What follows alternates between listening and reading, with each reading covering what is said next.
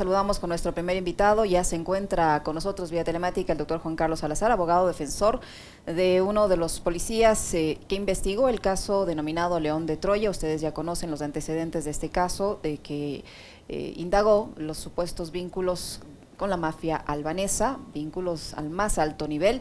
Este caso ha generado sin duda muchos problemas para los policías que participaron en esta investigación. Uno de ellos ha pedido a las autoridades el resguardo necesario, el resguardo del caso. Sin embargo, no ha tenido respuesta y se ha visto forzado a tomar su autoprotección, digámoslo así. ¿Cómo está, doctor? Buenos días, bienvenido. Le acompañamos a Alexis Moncayo, quien le habla, Licenia Espinel.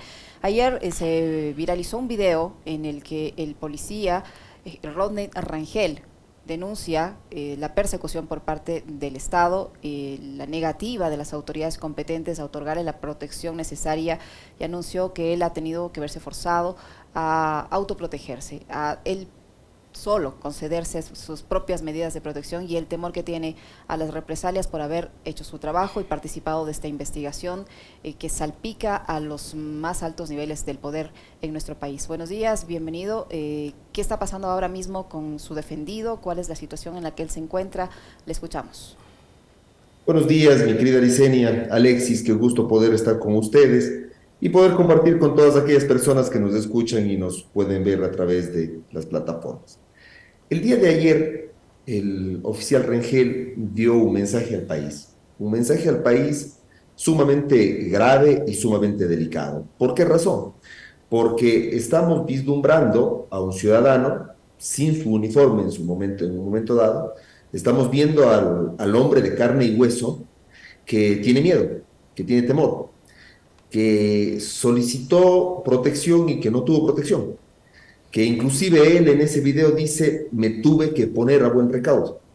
¿Por qué? Porque peligra mi vida y la vida de los míos.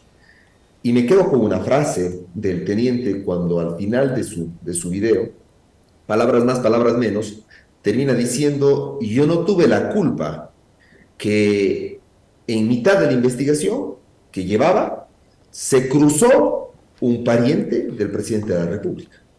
Y ese es el pecado que tiene él, de tal forma que es clamorosa la situación de los dos policías, porque ellos no eran los malos de la historia, ellos eran los buenos de la historia, quienes estaban llevando adelante una investigación sumamente importante, una investigación donde se verificaron muchísimas situaciones, incluso temas que salpicaban al gobierno de turno y que fundamentalmente determinaban nexos o vínculos con la mafia albanesa que permitían y que demandaban investigaciones por parte de Fiscalía. Pero ¿qué es lo que dice Rengel en el video? Me obligaron a que cierre la investigación. Y yo dije no. ¿Por qué? Porque mi trabajo está primero. Y como no quise, eso dice Rengel, cerrar la investigación, me mandaron a lugares sumamente delicados y sumamente complejos. No es que como policía no pueda ir a esos lugares, y eso hay que tenerlo claro. La policía justamente está para defender a los ciudadanos y para poder articular acciones en cualquier parte del país, pero no como una represalia, pero no como una situación de como se quieren hacer las cosas de manera correcta y no como yo quiero. Ese es el mensaje que da, no como yo quiero Estado, no como yo quiero altos funcionarios. Pues el castigo hacia el policía honesto que está haciendo su labor, se ponen a otras personas dentro de la investigación y sabemos cuál fue el fin de esa investigación. Por suerte se logró determinar y se logró conocer por parte de la ciudadanía a través del periodismo de investigación, de un periodista investigador, que se determinaba efectivamente qué es lo que había sucedido con el proceso y con el caso León de Troya. Yo hago un llamado a la conciencia social, a la conciencia ciudadana. Vi cuál fue el pronunciamiento de Fiscalía el día de ayer. Escuché también esa rueda de prensa que dio la policía. Yo creo que están de más esas explicaciones de esa rueda de prensa. Cuando el policía Rengel, el oficial Rengel, requería apoyo, no lo tuvo. Cuando el oficial Rengel estaba haciendo su trabajo honesto y de manera correcta, no encontró las respuestas pertinentes. El día de hoy tiene que autoprotegerse y el día de hoy dice: me he puesto a buen recaudo. ¿Por qué? Porque no encuentro la tutela que requiero por parte del Estado. Frente a aquello, la posición de Fiscalía y de la policía en los medios de comunicación el día de ayer está de más. Yo sí llamo a la conciencia social. Vivimos un momento extremadamente difícil para nuestra sociedad y para nuestro país. Y tenemos dos oficiales de policía. En este caso, me refiero al oficial Rengel, que nos está abriendo los ojos a los ciudadanos y que nos está contando de carne propia lo que él ha vivido y qué es lo que está sucediendo realmente tras bastidores en las altas esferas del poder. ¿Cómo está, doctor Salazar? Qué gusto saludarle, buenos días. Una de las cosas que dice, para ir profundizando después sobre el análisis de los temas más delicados, de este que ya es un tema bastante grave, pero una de las cosas que dice el comandante Salinas en su video, subido ayer a las redes sociales de la policía, es: el señor Rengel es un policía en servicio activo, lo que tiene que hacer es volver a trabajar. ¿Están las condiciones dadas como para que el hombre pueda regresar a su puesto de trabajo? Te contesto con algunas situaciones, Alex. Primero, cuando salió en la rueda de prensa la persona que tú te refieres, él dijo, el policía es un policía en servicio activo. Y esa situación hay como interpretarla de muchas maneras, hay como interpretarla de muchas maneras. Y a mí me suena como es un policía en servicio activo, no debe estar realizando esas declaraciones, como una suerte de querer callar los labios y la voz de un ciudadano, insisto, de carne y hueso como tú y como yo, que tiene miedo y que está denunciando lo que está pasando. Y a esa posición es incorrecta y es indebida. La segunda, ¿qué garantías tiene? ¿Qué garantías tiene él para poder seguir desarrollando las actividades que ha venido haciendo luego de toda la persecución que ha vivido e incluso de las amenazas que dice que últimamente las recibe una vez de que el asunto se ha visibilizado? Yo creo que la posición que está tomando el policía Rengel es la posición que cualquier ciudadano en su sano juicio lo haría. Cada uno tendrá su situación personal y familiar que valorar, y frente a esas situaciones personales y familiares se toman decisiones. Y yo creo que la decisión que está realizando o está tomando el policía Rengel ante un abandono total de protección del Estado, luego incluso de que se presentan él mismo las denuncias pertinentes y además de aquello visibiliza lo que está sucediendo y esos vínculos con mafia veneza y el Estado, pues efectivamente el decir vuelva, regrese, aquí le esperamos, pero mucho cuidado, usted es policía y no puede dar esas declaraciones, realmente incluso es una afrenta a una libertad humana de expresarse y de poder realizar reclamos. Ahora, hay un nombre que menciona Rengel, ya para ir a los temas de fondo, doctor, el del general Giovanni Ponce. Y sobre eso, por ejemplo, que me parece a mí que es un tema muy, muy grave, el comandante Salinas no dice ni media palabra, porque Giovanni Ponce le habría ordenado al señor Rengel que pare con la investigación o que se calle. Y después, claro, Rengel dice, me han dicho que me calle porque si no algo grave me va a pasar, y después termina advirtiendo de que si algo le pasa, el responsable sería directamente el gobierno. Sobre eso se hubiera esperado algún tipo de respuesta o pronunciamiento. Necesariamente, Alexis, porque el policía Rengel lo que hace ayer es cuenta lo que vivió, cuenta de quién recibe la presión, cuenta quién le pide que cierre las investigaciones, y tenemos una rueda de prensa de un alto mando policial que realmente no parecería que está defendiendo a la institución policial, sino parecería que está defendiendo al Ejecutivo. Esa es mi lectura de esa rueda de prensa. Y es una rueda de prensa, perdón la expresión y perdón que sonría, es una rueda de prensa parche. ¿Por qué? Porque no responde a las situaciones de fondo que entrega el oficial Rengel. Y claro, aquí los abogados podemos decir mucho, podemos decir poco, pero ¿quiénes son las personas llamadas a ser los voceros de esa información? Son quienes vivieron esa información. El policía Rengel está siendo un vocero de esa información y está entregando lo que él vivió. Y frente a aquello, las otras instituciones que se ven como al frente, como la vereda del frente, ante la argumentación que tiene el policía Rengel, ¿qué dijeron ayer? Absolutamente nada, no dieron respuesta a si efectivamente se dio o no se dio el hecho, si es que efectivamente se tomaron acciones frente a las denuncias que presentó el policía Rengel, y fundamentalmente nada se dijo sobre justamente el nombre de aquella persona que el oficial Rengel refería en su video, manifestando que fue la persona que generó cierta presión para un cierre de la investigación. Doctor Salazar, ¿quién es esa persona que ordenó, que dispuso que se cierre la investigación por un lado? ¿Qué explicación le dio al policía Rengel para cerrar la investigación? Y por otro, usted mencionaba la reacción de la Fiscalía. ¿Qué papel, qué rol ha cumplido en todo esto al momento la Fiscalía General del Estado? ¿Ha procedido a abrir las respectivas investigaciones, a dar el seguimiento necesario, a colaborar para que el policía que está haciendo esta denuncia tenga las debidas medidas de protección, la seguridad del caso? A ver, la pregunta es sumamente amplia y sumamente inteligente y hay que responderla en la mayor amplitud posible, mi querida Licenia. Vamos por partes. En primer término, los nombres de las personas, el propio policía Rangel los dio el día de ayer y visibilizó, y lo dijo en altas y claras voces. Frente a aquello, la contraparte nada nos ha dicho. Punto dos. Cuando hablamos sobre la labor de Fiscalía General del Estado, recordemos 3 semanas atrás, cuando se dio la rueda de prensa, cuando estaba el teniente Rengel y el coronel José Luis Erazo, hablaron sus familias, habló la esposa del coronel Erazo, habló el papá del policía Rengel. Recordemos que la esposa del coronel Erazo decía, yo no quiero ser la próxima viuda, había muertes de por medio, había fallecido el señor Cherres, había fallecido ya el exasambleísta Villavicencio, frente a una situación que, en lo que nos dijo el día de ayer el policía Rengel, existían alertas al respecto frente a esa misma investigación, existía la amenaza hacia el periodista Boscán, y el periodista Anderson Boscán tuvo que también autoprotegerse en una suerte similar a la del policía Rengel. Frente a aquellas particularidades, ¿qué se espera de parte de Fiscalía General del Estado? ¿Qué se espera como ciudadanos? ¿Cuál sería el deber ser de Fiscalía? Primero, que dé una respuesta oportuna al caso León de Troya, necesariamente, porque es el caso madre. Y dentro de ese proceso requeriríamos ya un pronunciamiento o pronunciamientos. No hablo como abogado, insisto, quiero hablar como ciudadano. Como ciudadano necesitaríamos pronunciamientos sobre el caso León de Troya. Pregunta, ¿tenemos pronunciamientos específicos sobre el caso León de Troya? Ninguno, en lo más mínimo. Dos, ¿qué fue lo que más le preocupó a Fiscalía y por qué la reacción de los oficiales de policía cuando se solicitaron las medidas cautelares en la CIDH? Cuando, previo a que se soliciten las medidas cautelares en la CIDH, Fiscalía General del Estado genera un aparataje, ¿para qué?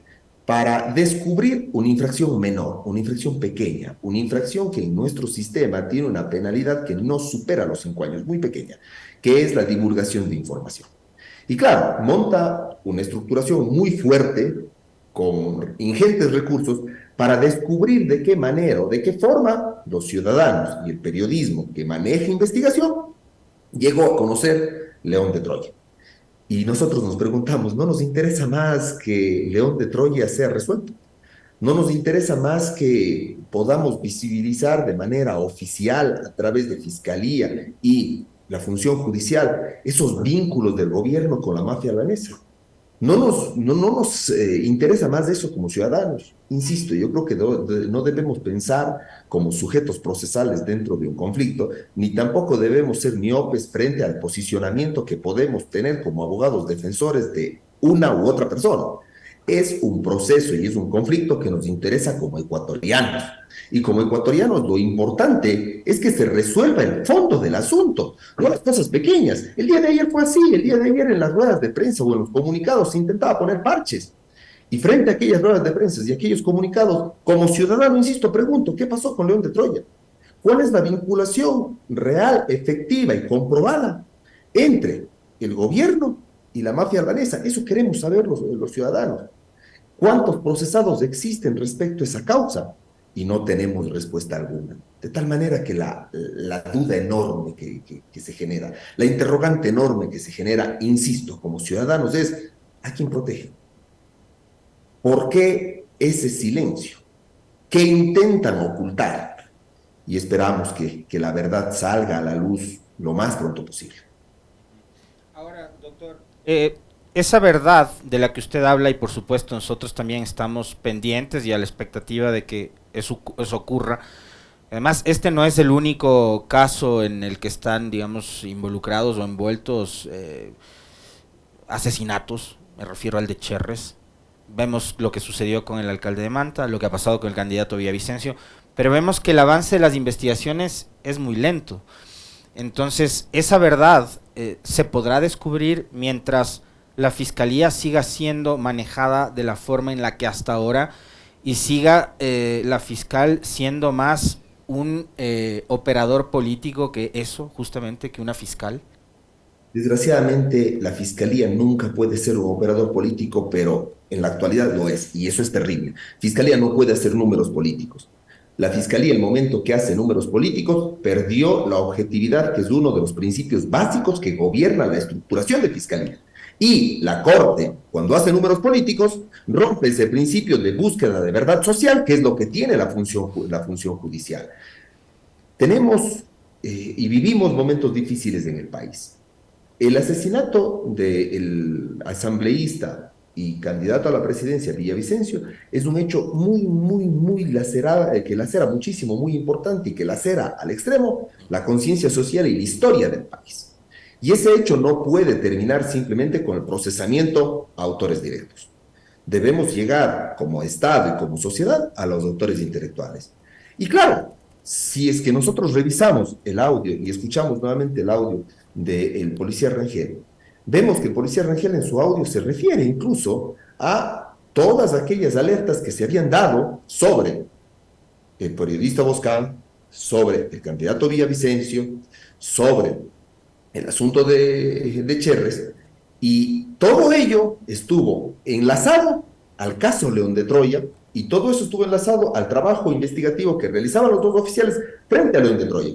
Entonces, ¿dónde está la verdad y dónde podemos encontrar la verdad? Siento que existe muchísimo temor de parte de las autoridades, y lo digo con toda la valentía. Existe mucho temor por parte de las autoridades de destapar el caso León de Troya, porque probablemente si es que eso se hace, saldrán situaciones que como sociedad nos van a doler mucho, pero que son necesarias para conocer, para saber y para tomar decisiones totalmente serias en qué es lo que queremos para el futuro del país. O nos va a tocar esperar tanto tiempo como, por ejemplo, a Colombia le ha tardado 33 años para que se sentencie a un ex agente del DAS que fue el que, por ejemplo, silenció al sicario de Carlos Pizarro. Les ha tocado esperar 33 años para sentenciar a un agente que estuvo involucrado con los paramilitares en ese asesinato. Eso es impunidad al final del día. ¿Por qué es impunidad? Porque pasó X cantidad de tiempo en el que la sociedad estuvo totalmente vendada. No es un delito común, no es una delincuencia común. Es un crimen organizado que está enraizado no solo en las esferas sociales, sino fundamentalmente en las esferas gubernamentales. El Estado se contaminó frente al crimen organizado. Y claro, a través de aquello, y como consecuencia de ello, las calles se han bañado de sangre. Y no solo han fallecido personas en el anonimato, sino también han fallecido personas que han tenido cierta importancia en la sociedad como tal. No digo que unos valgan más que otros, ni mucho menos, pero claro, la historia va a resentirse muchísimo más frente a atentados como los que sufrió el candidato Villavicencio. Y ese hecho tiene que esclarecerse, inexorablemente tiene que esclarecerse. Y si es que, insisto, destapamos el caso León de Troya, podremos encontrar varias respuestas a muchísimas interrogantes que como ciudadanos tenemos. Doctor Salazar, ¿cómo entender que a pesar de la muerte de Cherres, del autoexilio del periodista Boscán, del asesinato del señor Fernando Villavicencio, de todas las denuncias que han hecho los policías que participaron en este proceso de investigación, los involucrados, tanto el coronel como el teniente, no hayan sido incluidos en el sistema de protección de víctimas y testigos por parte de la Fiscalía, y que la Fiscalía en su comunicado se limite a decir que esto es un proceso voluntario y que debe ser debidamente documentado? ¿Acaso todo lo que ha ocurrido no son elementos suficientes como para que ellos puedan estar incluidos en este sistema de protección de víctimas y testigos? Y si así ocurre, ¿confían en ese sistema de protección de víctimas y testigos? No solo eso. A ver, la protección de una víctima y de un testigo tiene que ser eficaz. Caso contrario es letra muerta. Yo puedo tener o estar sometido a una protección a través del membrete, pero si la protección no es efectiva, realmente no tengo protección. Y eso es uno de los lineamientos o uno de los requerimientos que se hizo a través de medidas cautelares a la CIDH, que efectivamente se combina el Estado a que se genere una protección real y efectiva hacia los funcionarios. Punto uno. Punto dos. La protección real y efectiva debe ser por una institución que genere confianza pertinente. Le pregunto y dejo la interrogante en medio de esta mesa de trabajo. Si soy designado oficial para un caso, si descubro la verdad del tema, si encuentro la vinculación de personas, un familiar cercano al presidente de la República, con un brazo ejecutor que tiene una vinculación con mafia albanesa, y luego de aquello descubro o llego a conocer que existen alertas sobre atentados contra la vida de personas, esos atentados efectivamente se dan, se ordenan que cierre la investigación, no lo cierro, y como no cierro la investigación, me remueven de la investigación y me mandan a distritos sumamente complejos, no porque no lo deba realizar, sino como un castigo, pregunto, ¿confío en mi institución? Imposible confiar en la institución, imposible confiar en las instituciones respecto a las cuales los oficiales están sirviendo. Entonces, la posición que tiene el policía Rengel es bastante entendible, bastante entendible. Lo que él está diciendo es, me autoprotejo, he tenido que ponerme buen recaudo, pero no puedo quedarme callado, porque el día de mañana probablemente no amanezca. Y quiero que mi verdad se cuente, quiero que la historia se cuente, quiero que efectivamente la ciudadanía vislumbre lo que estamos viviendo y lo que estamos pasando. La única manera de cambiar la historia es conocer la historia. Tenemos las oportunidades, tenemos las posibilidades de hacerlo y no podemos desperdiciar esas oportunidades. Ahora, doctor Salazar, el teniente, al ser todavía un policía en servicio activo, como lo ha dicho el comandante general, y en esta especie de insinuación de que regrese a su puesto a trabajar, aunque no estén las garantías dadas para que su vida no corra peligro, no enfrenta ahora la posibilidad de que la policía lo dé de baja por no presentarse a trabajar y ahí termine su carrera policial. Yo te digo, Licenia, ¿realmente fue una insinuación de que regrese a trabajar o fue una insinuación que guarde silencio? A mí me sonó como una insinuación que guarde silencio, no una insinuación de que regrese a trabajar. La información tiene que ser entregada de manera directa y para mí, hablo a título personal, hablo a título personal. La insinuación que se hizo el día de ayer es, ustedes policía, guarde silencio, no regrese a trabajar. Y claro, frente a lo que está sucediendo, no nos asombra y no nos asombrará que puedan existir procedimientos administrativos respecto a los cuales tendremos que defendernos. Pero la verdad social, el interés colectivo, la propia posibilidad de tomar decisiones como Ecuador, como país, y fundamentalmente la vida y la seguridad del teniente y sus allegados, está por encima de cualquier conflicto que podamos tener. Doctor, el pasado 30 de agosto, tanto usted como el doctor Stalin Raza presentaron un pedido de medidas cautelares ante la CIDH, justamente para el coronel José Luis Erazo y para el teniente Rengel. ¿Cómo está avanzando esta solicitud que ustedes han hecho ante la Comisión Interamericana de Derechos Humanos? Sin el ánimo de no contestar, lo voy a hacer efectivamente dentro de los lineamientos y cánones que puedo, porque hemos tenido ya situaciones frente a la CIDH que por el momento evidentemente son reservadas, pero la semana pasada estuvimos directamente, fuimos recibidos en la CIDH por una comisión técnica y se presentaron argumentos, se presentaron pruebas, se presentaron documentos que acreditaban cuál era la narrativa de lo que habían vivido los oficiales de policía y cómo se podía corroborar la narrativa de esos oficiales de policía. ¿Qué es lo que estamos esperando? Estamos esperando ya un pronunciamiento, es decir, la CIDH tiene que emitir una resolución sobre el hecho de las medidas o no, pero también la CIDH ya notificó al Estado ecuatoriano para que el Estado ecuatoriano conteste cuáles son las maneras o las formas en virtud de los cuales, palabras más, palabras menos, han buscado tutelar y han buscado proteger a los dos oficiales. El proceso está en trámite. Insisto, la semana pasada, hace 8 días atrás, estuvimos conjuntamente con el doctor Raza en las oficinas de la CIDH. Doctor Salazar, la Fiscalía sostiene que desde que se realizó esta denuncia, dice que desde el 27 de febrero se abrió una investigación sobre la supuesta intimidación. ¿Qué tipo de diligencias se han realizado? ¿Qué tipo de avances desde el 27 de febrero a la fecha, 27 de septiembre, hay? Cuando hablamos de una investigación previa es muy difícil dar información adicional por el principio de reserva. Ahora bien, frente a aquello, y de manera lo que se puede comentar, si es que estamos ante un proceso o ante un hecho de intimidación, que es real porque existen antecedentes que así lo demuestran, y existen hechos posteriores que así lo demuestran, porque existen fallecidos y existen autoexiliados que nacen de un mismo acontecimiento, de un mismo hecho, que es la investigación que se realizó León de Troya.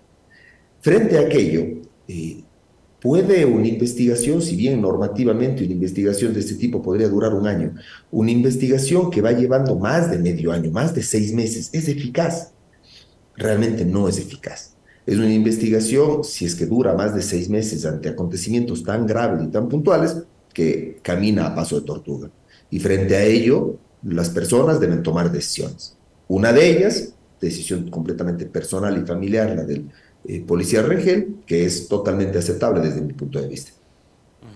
La defensa de los dos policías, digamos, está corriendo únicamente por parte de ellos, un tema individual, personal, incluso familiar. ¿La institución ha hecho algo para tratar de, digamos, cubrir, no sé, los gastos a los que están incurriendo las familias, doctor, o no? En lo que cabe es exclusivamente de ellos. O sea, la institución los ha dejado solos. Ellos son quienes han asumido su defensa, ellos son quienes han cubierto cualquier tipo de situación. Entonces, Ujú, imagínense la realidad, ¿no? Imagínense la realidad, por cumplir su trabajo, peligra su vida, por cumplir su trabajo, peligra su estabilidad en el trabajo, ujú. por cumplir su trabajo, peligra su proyecto de vida y de familia, e incluso incurren en gastos que efectivamente un proceso va a demandar. La situación de los dos oficiales no puede quedar en impunidad, bajo concepto alguno.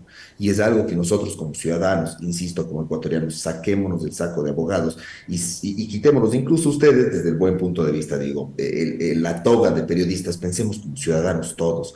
Es un tema que realmente lacera la conciencia social y que merece ser esclarecido y que debemos escuchar la narrativa el día de ayer del policía Rengel realmente no solo con nuestro sentido, sino incluso con nuestro corazón. Porque si es que no hacemos caso a aquellas alertas que se están verificando, nuestro país camina hacia un túnel completamente oscuro del que no vamos a tener salida. Doctor Salazar, mientras tienen las debidas acciones por parte de los organismos internacionales acá en el Ecuador, ¿qué pasos más pueden dar? En el ámbito judicial, qué se puede esperar? Si tenemos una fiscalía que desde febrero dice que está investigando y hasta la fecha no hay mayor avance, si no hay protección por parte de las autoridades competentes, si la policía les ha dejado solos, si el gobierno se hace loco porque no le conviene obviamente el tema, ¿qué se puede esperar? ¿Tienen alguna expectativa de que este proceso avance, se llegue a la verdad, tal vez con un cambio de gobierno? Qué buena pregunta. Lo que sostuvo hace un momento Alexis es verdad. Cuando Fiscalía hace números políticos, deja de ser fiscal. Cuando la Corte hace números políticos, deja de ser Corte.